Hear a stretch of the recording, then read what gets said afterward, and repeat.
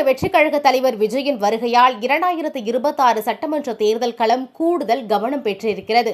அதேவேளையில் முதலமைச்சர் குறித்த எதிர்பார்ப்பு மக்கள் மத்தியிலும் அதிகரித்திருக்கிறது. இந்த நிலையில் முதலமைச்சர் மு.க.ஸ்டாலின் வெர்சஸ் விஜய் குறித்து இந்த வீடியோவில் பார்க்கலாம். மு.க.ஸ்டாலின் திமுக கூட்டணியின் முதலமைச்சர் வேட்பாளர். இவர் 1984ஆம் ஆண்டு நடைபெற்ற சட்டமன்ற தேர்தலில் முதல் முறையாக சென்னை 1000 விளக்கு தொகுதியில் போட்டியிட்டார். ஆனால் அந்த தேர்தலில் தோல்வியுற்றார். அதன் பிறகு 1989ஆம் ஆண்டு நடைபெற்ற தேர்தலில் அதே தொகுதியில் போட்டியிட்டு வெற்றி பெற்று முதல் முறையாக சட்டமன்ற உறுப்பினராக தேர்வு செய்யப்பட்டார். அதன் பிறகு 1996, 2001, 2006, 2011, 2016, 2021 என அனைத்திலும் வெற்றி பெற்று தமிழ்நாட்டின் முதலமைச்சராக உள்ளார்.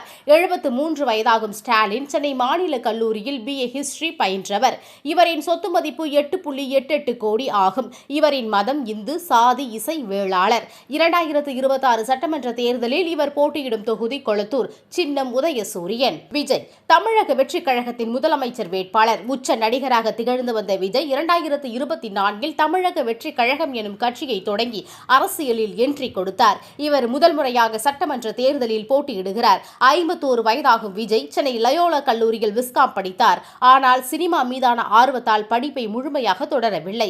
இவரின் சொத்து மதிப்பு 600 கோடிக்கும் அதிகம் என்று சொல்லப்படுகிறது. இவர் கிறிஸ்தவ மதத்தை சேர்ந்தவர், சாதி வெள்ளாளர். 2026 சட்டமன்ற தேர்தலில் இவர் போட்டியிடும் தொகுதி சென்னை பெரம்பூர் மற்றும் திருச்சி கிழக்கு என கூறப்படுகிறது. இவரின் சின்னம் விசில்.